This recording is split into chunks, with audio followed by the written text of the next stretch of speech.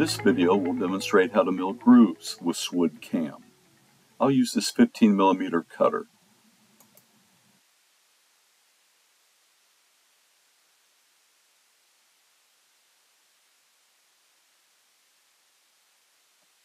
This will be a pocket operation. I'll lead in with 75% of the cutter diameter and conventional mill.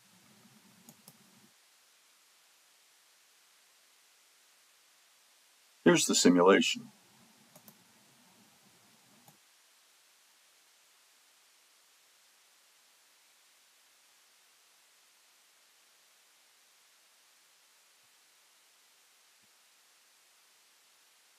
SWOOD CAM can simulate material removal.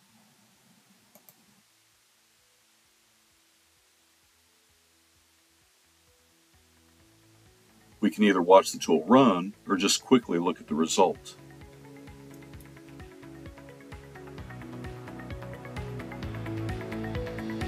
Thank you.